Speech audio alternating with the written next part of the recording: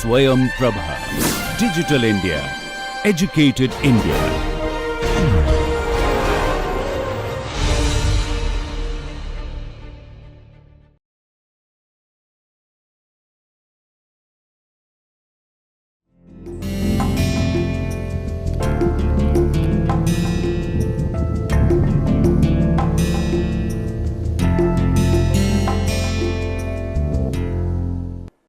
Namaste, we move forward with our revision module. So, in module 9 we looked at logging and yield, logging and processing, growing stock and increment, and yield and sustained yield.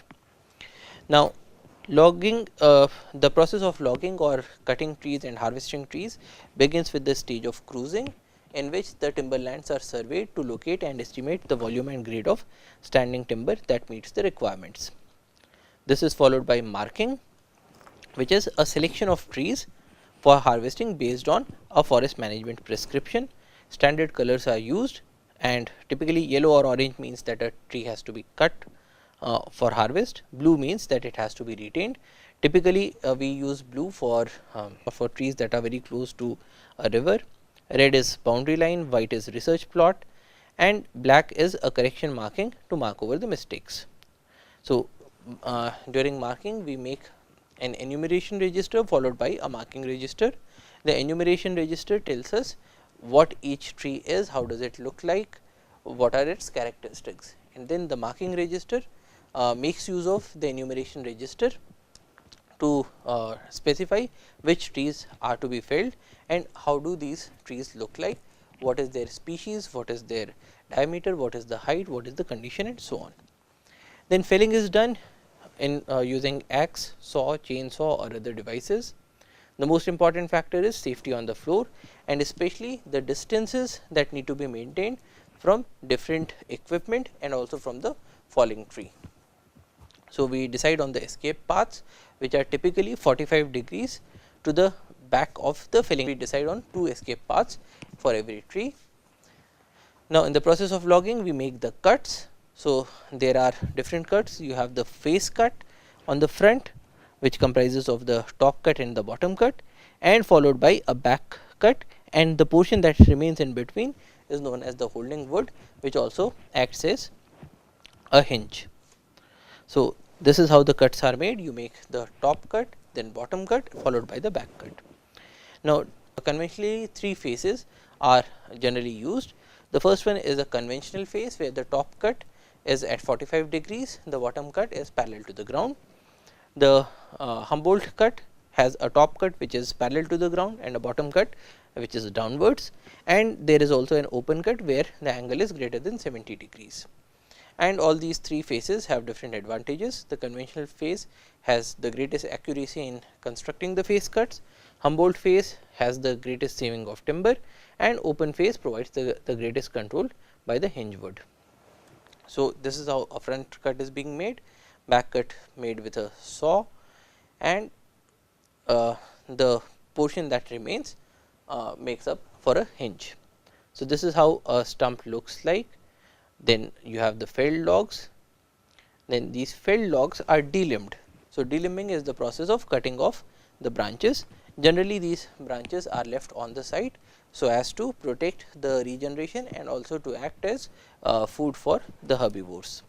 But in our country, because of dearth of timber, generally these branches are also taken out. Then bucking is the process of cutting the timber to size.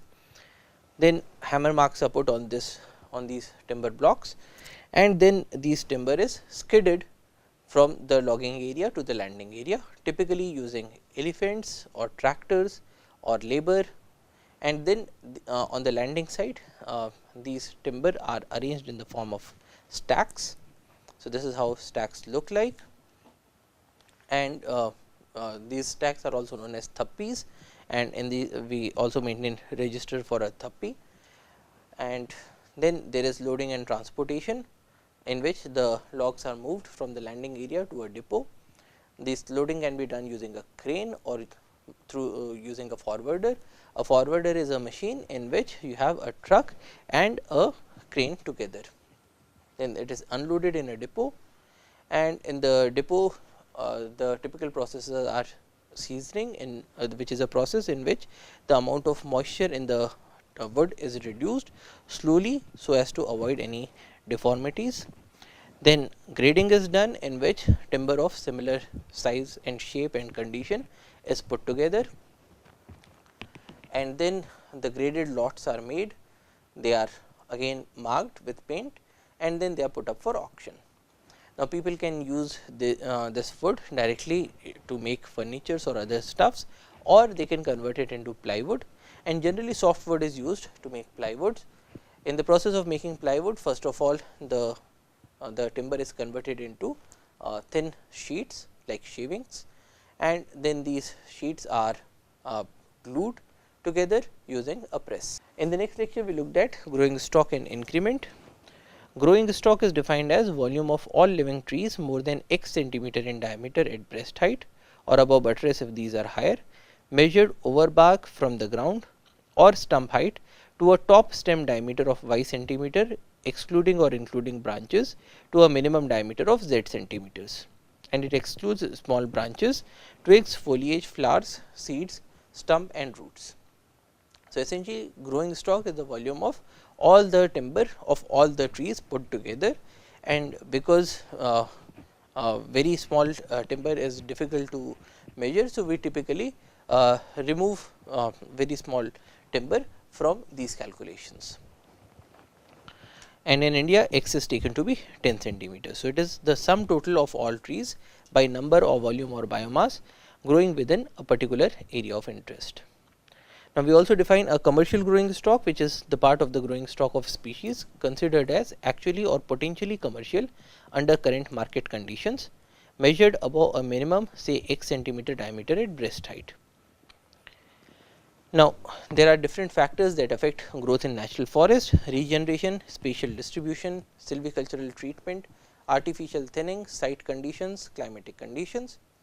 And similarly, in the case of plantation forest, these are the factors that influence growth: initial spacing and treatment, silvicultural treatment, artificial thinning and pruning, site conditions including nutrition and climatic conditions. Next, we looked at the logistic growth equation, which is the equation for the S shaped sigmoidal curve, and this tells us that the change in the growing stock, which is dy by dt, is equal to r, which is the intrinsic growth rate, multiplied by the growing stock at that particular point of time, multiplied by k minus y divided by k, where k is the carrying capacity of the environment. Now, if we look at this curve, there are three phases. This is the lag phase, where the growth is very slow. This is high, and then you have the phase of stagnation or stability. So, we have the lag phase, log phase, and the stationary phase. Now, increment is defined as an increase in diameter, growth, basal area, height, volume, quality or value of individual trees or crops during a given period. So, increment is what is changing, what is the increase. And in a stand, trees put increment, but not all at the same time, and so we define different components of increment. So, ingrowth or recruitment is the volume of those trees that were not counted in the first measurement due to their small diameter, but are now countable due to the increase in diameter.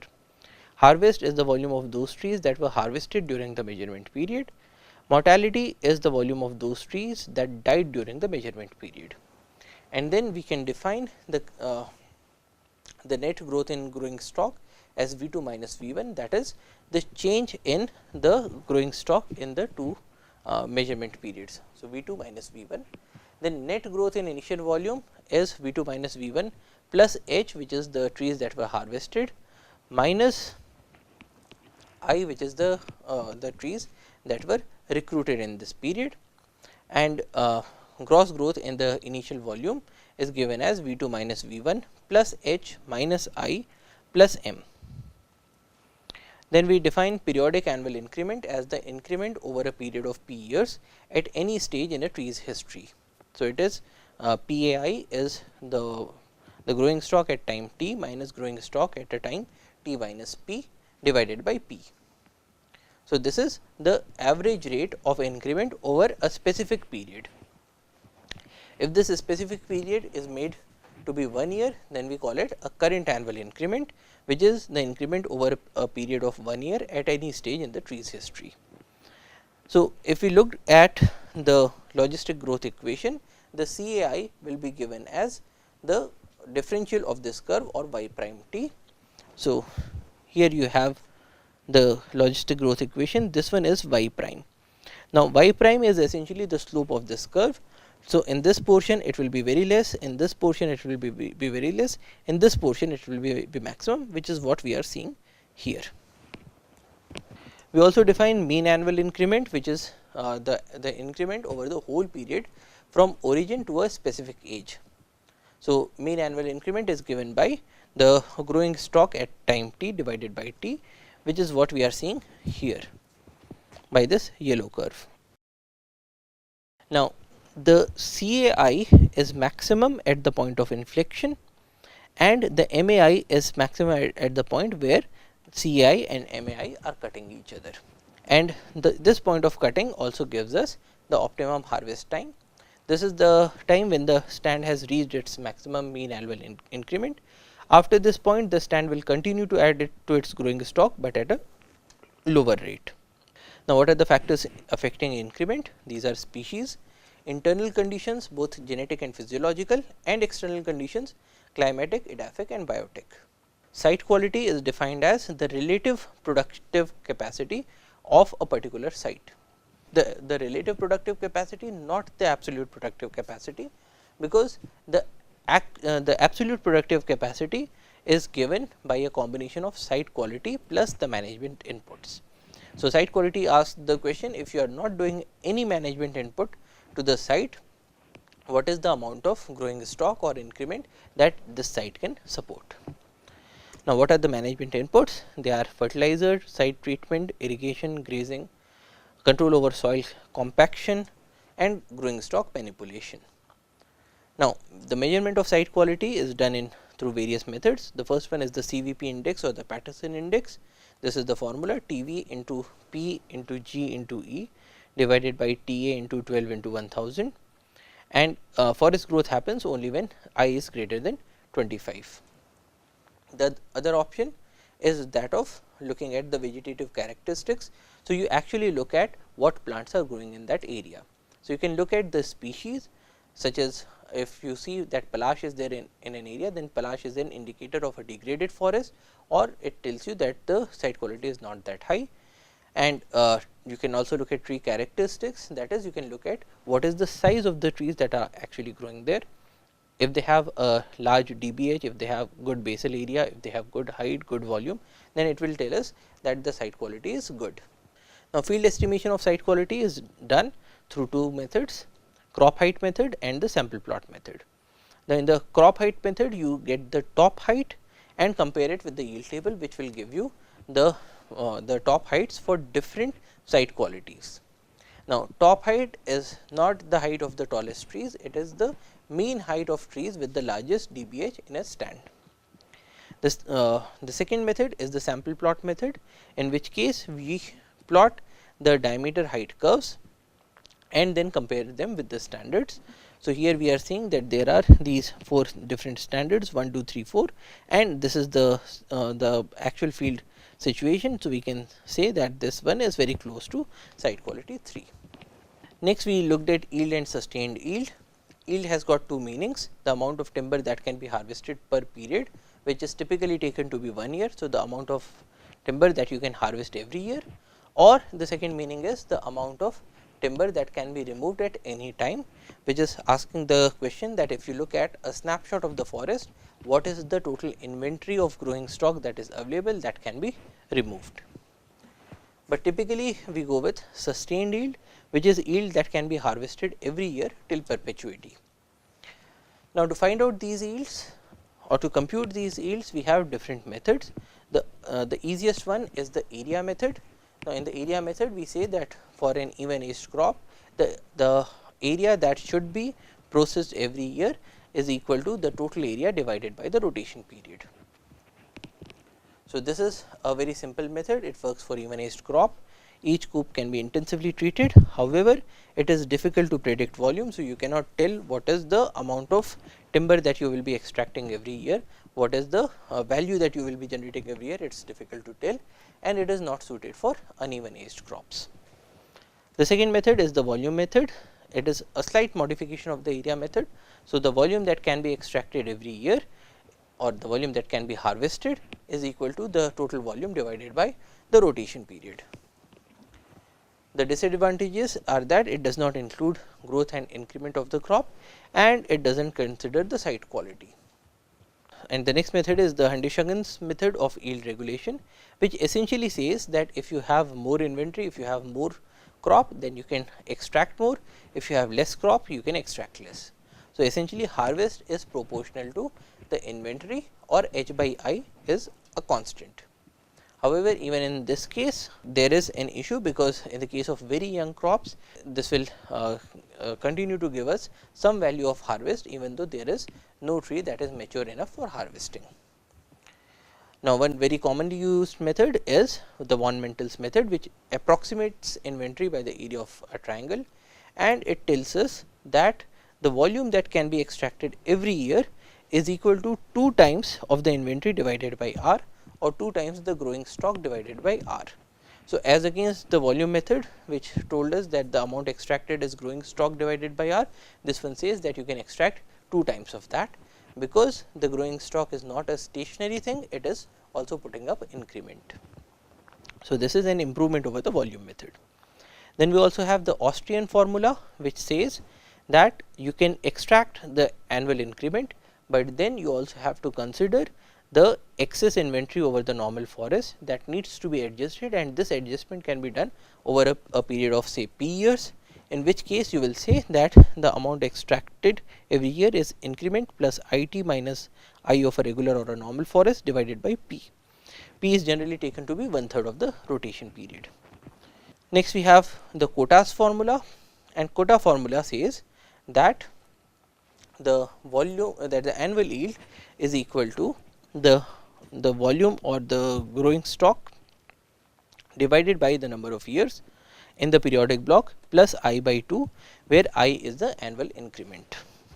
Then the next method is yield regulation by the number of trees, in which case we plot the curve for a normal forest, we plot the actual field situations, and there in the ND curve we can see that for each and every diameter classes how many trees can be extracted to bring our forest close to the normal forest.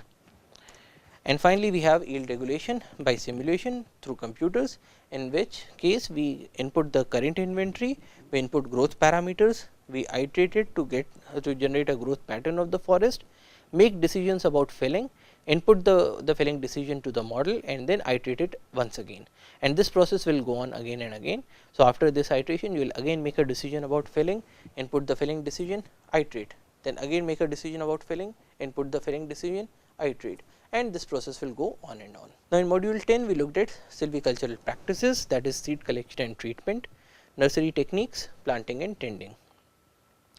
In seed collection we defined seed as an embryonic plant that is enclosed in an outer protective coating. This is how seeds look like. So, you have an outer protective coating in the form of a seed coat, and you have the embryonic plant, which is shown as the cotyledons, which are the leaves, and the hypocotyle, and there is endosperm which provides food to this embryo. Now, we defined good seeds. Good seeds are well ripened and healthy. They are pure and free from inert materials and weed seeds, viable and have good germination capacity, uniform in their structure and appearance, free from damage, and should not be broken and infected by pests and diseases. Now, the quantity of seeds that you need for your operations depends on the number of plants that are required, including the amount that you will require to beat up casualty, plus the germination percentage, plus it depends on the loss in pricking out, mortality in seedling containers or transplanting, and the culling loss. And the total quantity of seeds required is given by the number of seedlings that are required for planting divided by the survival factor, where survival factor is given as germination percentage multiplied by pricking loss factor percentage multiplied by mortality factor multiplied by culling loss factor, and total quantity of seeds that is required is given by total number of seeds divided by number of seeds per kg. Now, when we are doing a seed collection, we need to determine the best days for seed collection. Typically, seeds are collected in the seed years when the plants have a very large production of seeds, but even in the seed year, which is the particular day when you should be doing the collection, is determined by either laboratory methods or field methods. Now, laboratory methods include maximum dry weight, chemical analysis of fat and nitrogen content, examination of embryo development and endosperm of sample seeds through X-ray radiographs, typically by soaking of the seeds in barium chloride solution, which makes it opaque to the X-rays, and barium chloride is only able to enter into the non-living portions, it does not enter into the living portions. So, you can very easily see the embryonic development, or you can look at the moisture content of the fruits. The field methods includes density of fruits, color of fruits and visual examination of seed contents after cutting. We also determine the best trees to collect the seeds from, and these are generally dominant or codominant trees. You collect from a minimum of 10 to 50 trees. Collect from trees that are far from each other to avoid collecting from half siblings or parents. Before collecting, mark individual trees. Collect equal number of cones, fruits or seeds per tree. Mixing of trees for large scale collections. Now, for a proper seed collection, you need to organize collecting teams, transportation, equipment, records, permits and seed extraction, because as soon as you collect these seeds, they have to be processed. Now, ways of collecting seeds include natural seed fall, manual shaking, mechanical shaking, use of tree funnels, reading of animal caches including squirrels and ants, collection by plucking and collection by cutting, breaking and sawing, which is typically the last. Other operations include depulping, where the pulp is removed, drying under the shade, sun drying, drying with artificial heat or kilns, deveining of seeds, hand picking of large sized impurities, threshing, sieving, blowing, grading, testing and so on. Now, seed testing, we require information about the determination of genuineness, determination of purity, determination of seed viability and vigor. Now, seed viability and vigor, the vigor is the rate at which these seeds will actually grow into plants. So, these are determined by cutting test, physical test such as winnowing and floating, chemical test such as TTZ or triphenyl tetrazolium chloride or bromide reduction test. The viable parts are stained in red, non-living parts become colorless. So, if you have a seed in which it looks colorless throughout, it means that it has already died. Or we can look at germination test, in which the seeds are actually germinated, in which case we look at two parameters: germination percentage, which is the number of seeds that germinate as a percentage of the total number of seeds that were tested, and the germination energy, which is the number of seeds in the sample that germinate up to the peak germination period expressed as a percentage. Or you can look at X-ray radiograms, where barium chloride is used, which permeates the dead tissue, but not the living tissue. Now, during storage, we need to look at the natural longevity of tree seeds.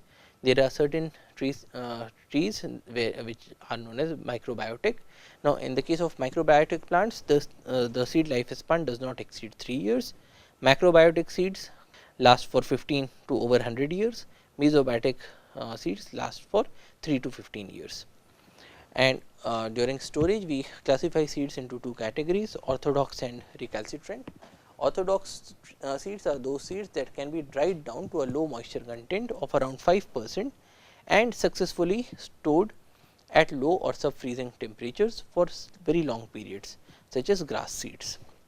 Whereas recalcitrant seeds are those that cannot survive drying below a relatively high moisture content, often in the range of 20 to 50%, and which cannot be successfully stored for long periods, example sal seeds. So, it is difficult to store the recalcitrant seeds, it is easy to store the orthodox seeds after drying.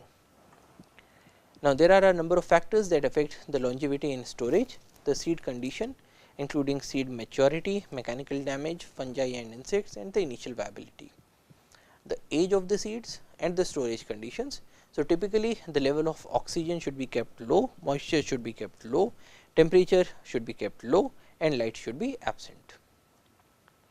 Now, underlying principles of seed banking include identification of accession, maintenance of viability and propagability, which needs to be checked and tested again and again, maintenance of genetic integrity, maintenance of germplasm health, physical security of collections, availability and use of germplasm, and availability of information. Now, these days we also go for seed certification, which tells us the genuineness of the species and the variety, the year of collection, the origin of these seeds or the provenancing of these seeds, the purity, the germinative capacity, and any other relevant information. Now, before using, we put the seeds through several treatments, including cold water treatment, hot water treatment, boiling water treatment, wet and dry treatment, acid or mechanical scarification, shell cracking, or cow dung slurry treatment. So, different species of trees, their seeds might require different treatments in order to help them to germinate. Next, we had a look at the nursery techniques. Forest nursery is a production unit where forest seedlings are grown. There is a big need for these nurseries to grow and maintain a large number of plants per unit area. Small and expensive hybrid seeds can be raised more effectively due to better care and management in these nurseries. There is an increased germination percentage and vigor of seedlings grown in seed beds, better management with reduced care, cost and maintenance due to small area, easy manipulation of growing conditions, better and uniform crop growth, off season sowing of seeds, lower seed requirement and easy management. So, essentially what we are saying is that in the case of a nursery, in a small area you raise a large number of seeds and seedlings in a much controlled environment in which manipulations are much easier. So, effectively this leads to the production of a large number of seedlings in less time, with less cost, with less efforts overall. Where should a nursery be sited? So, it depends on the topography of the area. Typically, it should be a flat topography with good soil, good water, good drainage, easy availability of transportation and labor, good protection from animals. It should be near large markets or plantation sites, so that the seedlings can easily be transported, and it should typically be located in a pollution free area, so that the plant leaves are not covered up with dust. Now, this is a nursery layout. So, typically in a nursery you will be having the seed beds, you will be having certain storerooms, you will be having a source of water, you will be having certain trees to provide shading when required, you will be having roads, you will be having fencing. Now, a nursery fencing can be a barbed wire fencing on wooden post, brushwood fencing, stone wall fencing, chain link fencing, live fencing and so on.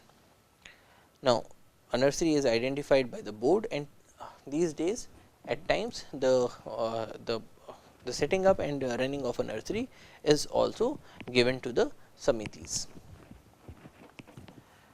Now, nurseries have nursery beds, where a bed is defined as a land that is made free of weeds, stumps, stones, pebbles, etc., used for sowing of seeds to raise seedlings and multiplication through vegetative propagation.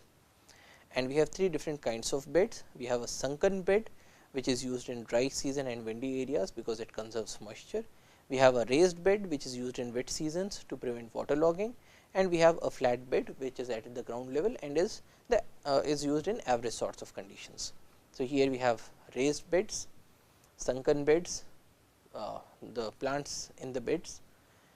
This is a nursery which is raising polypods on plastic sheets in a flat bed.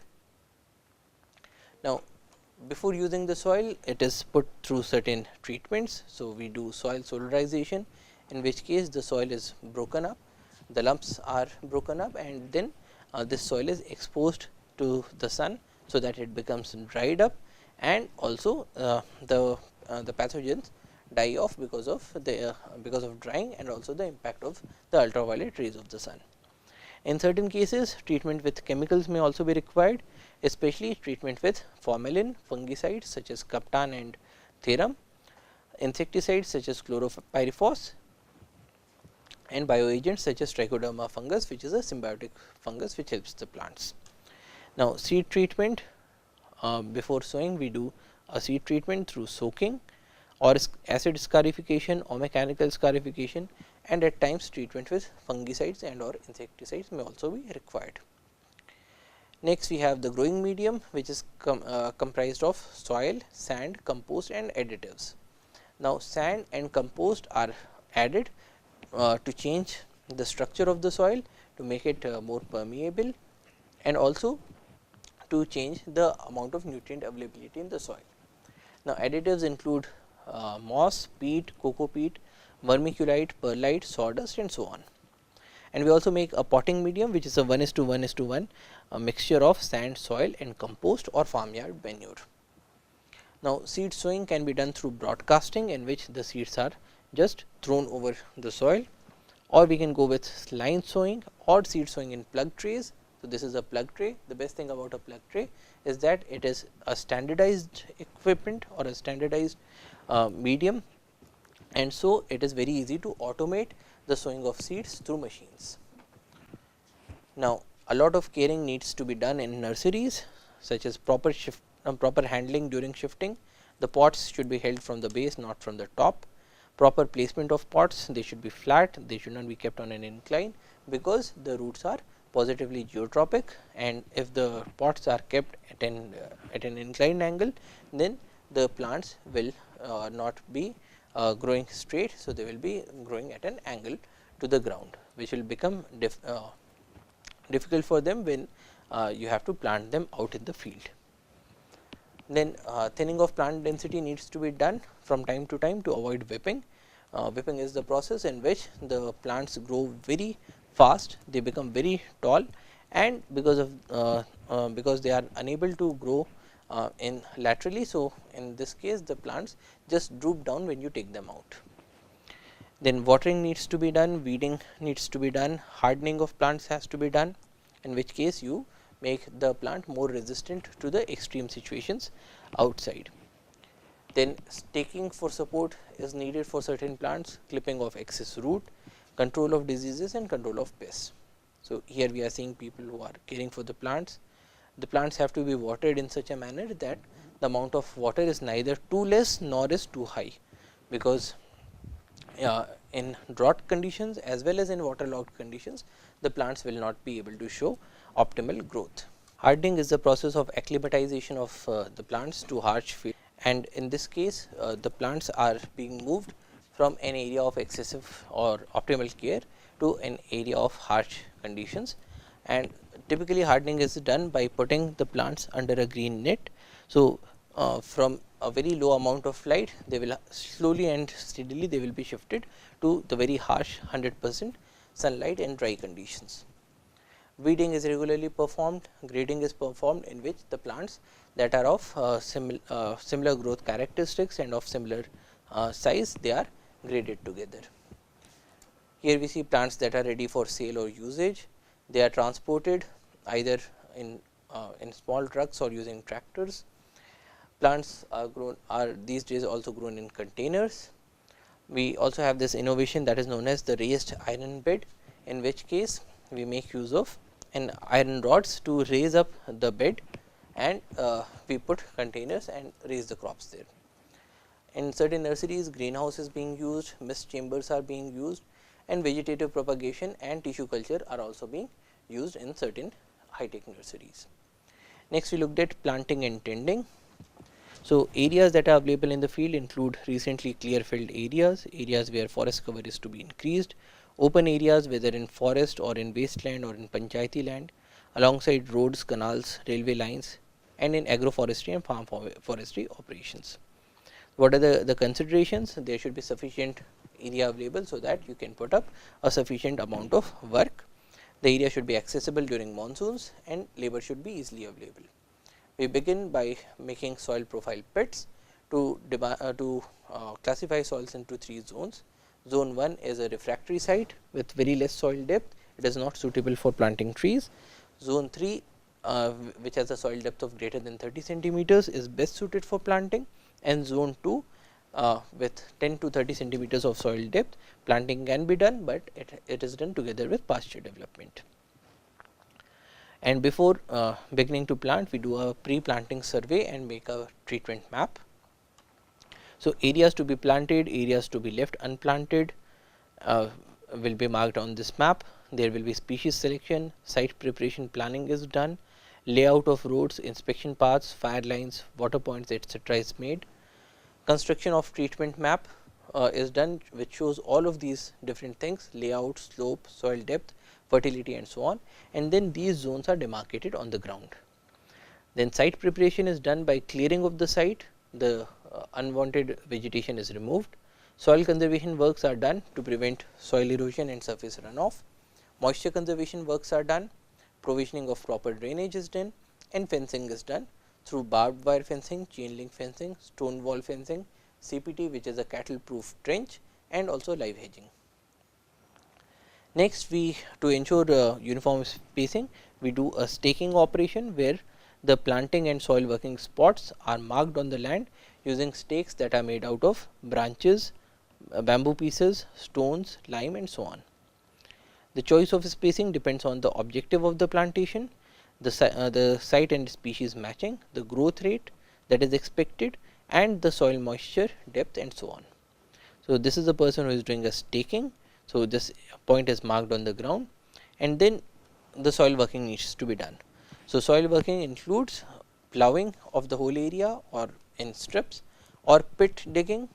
So, we can make ordinary pit in normal areas, saucer pit in areas that have less rainfall, crescent edge pits in areas with even less rainfall, ring pits in even more arid regions, or we can go with ridge and ditch in areas where the rainfall is unpredictable, or we can go with contour trenches, staggered trenches or continuous trenches, or we can go with mounds in waterlogged areas. So, this is how the digging begins. So, here there is a stick that is telling us the size of the pit that will be dug, and now the digging process is beginning, and during the digging process the topsoil is kept in a separate pile and the subsoil is kept in a different pile. So, this is a pit that has been dug, measurements are taken to ensure that there is a good quality control. Now, planting can be done in 3 different periods. In most of the areas we do planting in the monsoons, but in those areas where we get pre-monsoon showers or those areas where we have irrigation, we can extend the growing period by doing a pre-monsoon planting, and in those areas which are cold or receive winter rains, we can also do winter planting or even spring planting. Now, planting in the field is done by removing the polythene cover, and then the plant along with the soil ball is placed inside. You need to ensure that the collar is at the same level as that of the ground. Then the soil is put back inside. Typically, the topsoil is put up first, followed by the subsoil, and then this soil is compacted by standing over it, and while taking care that you do not stand on top of the plant. Typically, in the field situations, planting is done on a very large scale, and then once the planting is done, you need to tend for these plants, you need to care for these plants by watering them. It may be important in arid and semi-arid regions, and it is absolutely needed in fast growing plantations and urban plantations. In certain cases, you might need fertilizers, especially in the case of fast growing plants, otherwise it is generally not needed. Weeding needs to be performed together with loosening of soil. Weeding can be done as complete weeding, strip weeding, or circular weeding. Then beating up of casualties is done where the plants that have died are replaced. Singling operation is done for fogged plants and in coppice growths, and also mulching may be required, and at all stages you ensure that data entry is done in the plantation journal. In the last module, we looked at newer trends in forestry, NTFP, social forestry, tribal welfare, and conservation of wild animals. Now, NTFP is non-timber forest produce. We have the definition of forest produce and definition of timber entry in the Indian Forest Act. So, you take the definition of forest produce, subtract timber, and you get the non-timber forest produce. Now, typically a number of other terms are also used, such as non-wood forest produce, minor forest produce, byproduct of forest, and so on. Now, minor forest produce is defined as all products that are obtainable from forest besides wood, firewood, and pulpwood. Non-timber forest produce is also defined as all usufructs or utility products of plants, animals, and mineral origins except timber obtainable from forest or afforested land areas. Now, in all these different definitions, they can be more exclusive or more inclusive. So, in certain definitions we include not just forest, but also plantations, and in certain other definitions we also include the trees outside forest. In certain definitions we only look at the plant produce, in certain other definitions we include animal produce and also the mineral produce, and in certain other definitions we also include the ecological services. So, none of these definitions is perfect, but you get an idea. The classification of NTFPs is done on the basis of the product, whether they are gums, resins, oils, fibers, dyes, medicines, by user purpose, food, medicine, spiritual and traditional uses, construction materials, by the type of NTFP that is harvested, leaf, fruit, stem, exudates, animal products, or by the level of use, whether it is being used in a self supporting or sustainable manner or in a commercial manner. Next, we looked at some important NTFPs including medicinal plants, gums, pine resin. Now, resin on distillation gives you rosin and turpentine oil, both have different uses. Volatile oils, fatty oils, tannins, dyes, fibers. We looked also at the classification of fibers, non-wood forest produce of animal origin, and also the other NTFPs. In the second lecture of this module, we looked at social forestry and tribal welfare. Now, social forestry is defined as forestry which aims at producing flow of protection and recreation benefits for the community. So, basically social forestry says that if you want to protect the forest, you can only do it when the local people are able to gain benefit from it. And historically we have seen that people have had a close relationship with forest, and social forestry aims to encourage this relationship, to inculcate a feeling of ownership of the people towards the forest, to ensure that the people are more and more inclined to conserve the forest. Now, the benefits that are provided to the people are in the form of livelihood, income, NTFP, ecological services, and ethnic food security. And then we looked at a short history of forestry and why the social forestry was so important. So, even though the 1865 Forest Act said that the notification shall not abridge or affect any existing rights of individuals or communities, but in those days the field situation was not that good. People were largely illiterate, and they were not able to put forth their rights and their demands in a forceful manner. Now, because of which a lot of areas were converted into forests, and people did not get to see a lot of things. They were not able to exert their rights. Now, the 1878 Forest Act further extended it, but then there was an opposition to the 1878 Act by the Pune Sarvajanik Sabha and also by Jyotirao Phule.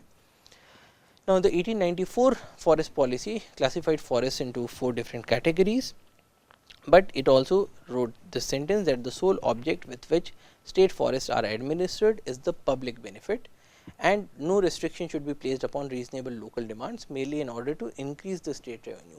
So, we are saying that even in the 19th century we are shifting from the government utilization of forest for revenue towards social forestry. That is, we are shifting towards the usage of forest for meeting of the local needs. But then we had the First World War, where timber was extensively needed, and there was an indiscriminate cutting of forest, followed by the Indian Forest Act, which was a revised act, but more or less the same structure was kept. And then in 1931 we saw the beginning of the Van Panchayats. So, in the case of Van Panchayat, the Panchayat exerts its ownership on the forest, and also it maintains and conserves the forest. So, it began in the hill districts of Uttarakhand. Then in the 1954 forest policy, while forest legislation, forest education and forest research constitute the basis for sound forest management, the welfare and goodwill of the people in the neighborhood of forest provides the firm ground on which it stands. No forest policy, however well intentioned and meticulously drawn up, has the slightest chance of success without the willing support and cooperation of the people. So, with this 1954 forest policy, we said that social forestry is now an integral part. We need to look at it. Without it, we will not be able to conserve the forest. Then came the 1976 National Commission on Agriculture, which further elaborated on this concept, and it was the first to actually use the term social forestry. but it also expanded its definition. It said that there will be full forestry, community forestry, extension forestry and agroforestry. So, what are the differences between conventional forestry and social forestry? Conventional forestry is typically long rotation crops, social forestry is short rotation crops. Conventional forestry is done by department, social forestry is done in collaboration with the society. Conventional forestry is based on a single use of forest for timber, whereas social forestry is based on multiple use of forest including NTFPs. And then a watershed moment came in 1988. With the 1988 forest policy, we said that massive people's movement is essential and will be done to minimize pressure on the existing forests. And so, we had the beginnings of the joint forest management in the 1980s. So, this includes NGOs, and the individuals do not get rights, but the usufruct rights are given to the community. The area selected should be free from claims. Micro plans are made in consultation with the community, and sharing of benefits is linked to proper protection of the area. So, through joint forest management, people get employment in plantation, control of invasives. Tendupatta is a big thing. So, in Tendupatta, people and a lot of women specifically, they get sufficient amount, they get large amounts of money for the collection of Tendupatta, and also through means of profit sharing mechanism when this Tendupatta is sold to outsiders. Then in certain cases, the samitis are also setting up their own shops, they are also doing minor processing, they are also setting up their own nurseries, and the department also facilitates the provisioning of medical services and other things. So, social forestry is basically a change in perspective. So, the department is shifting from policing to socializing, from domination to equality, from uniformed staff to being an equal implementer, from telling what to do to listening what to do, and so on. So, basically social forestry is a new perspective, and it also requires a number of new skills such as communication skills, knowledge about NTFP, motivational skills, organizational skills, and so on. Now, finally, we looked at the conservation of wild animals. So, conservation comes from the word roots con and servare, which is keep together. It is different from preservation, environmentalism and ecology. Wildlife is defined in the Wildlife Protection Act. It includes any animal, aquatic or land vegetation which forms part of any habitat. So, it is a pretty wide definition, and there are a number of species of animals that are in different levels of red list. So, there are certain animals that are already extinct, some are extinct in the wild, some are critically endangered, and we move down to endangered, vulnerable, near threatened, least concerned, data deficient and not evaluated. Now, to conserve wildlife, we need to do a prioritization, because here again the needs are unlimited, but the resources are limited. So, there has to be a prioritization. So, for prioritization, we look at keystone species which play a much greater role in the functioning of the ecosystem as compared to their numerical abundance. We look at umbrella species which require large home areas, and we look at flagship species that people actually love. And we try to focus our conservation efforts towards those species that are that have one or more of these characteristics, preferably all three of them. So, for instance, tiger is a big thing in our country. Tiger, a lot of money and efforts are being put towards the conservation of tiger, because it is a keystone species together with being a flagship species and an umbrella species. Now, we saw that all species are not equally susceptible to extinction. Those species that are rare, typically because they live in an uncommon habitat, have limited geographical range or have low population densities, they are rarer. And we looked at hippo, which is habitat loss, invasive species, population, pollution and over harvesting, which is driving a number of species towards extinction. In extinction, two kinds of factors are operating: deterministic factors at large population size and stochastic factors. We looked at deterministic and stochastic factors and the impacts of humans. Now, in conservation, there are two different modes. One is in situ conservation, which is on site, and the second is ex situ conservation, which is off the site. In the case of in situ conservation, We designate areas as reserves, national parks or protected areas. Ecological monitoring and interventions are done. Legislations are required to maintain these areas as protected areas. The benefit is that species continue to live. Next, we looked at advantages of in situ conservation, disadvantages, and also ex situ conservation, advantages and the disadvantages. Now, in the case of ex situ conservation, the examples include zoos, aquaria, captive breeding facilities, botanical gardens, bamboo-seta, arboreta, seed banks, cryopreservation facilities and so on. And then we looked at zoo as an example of ex situ conservation. In our country, the zoos are regulated by the CZA or the Central Zoo Authority, which approves the zoo master plans, helps in conservation breeding, helps in standardization of stud books. And we looked at the case study of Mysore Zoo as an example. What all things are done, how animals are cared for. Then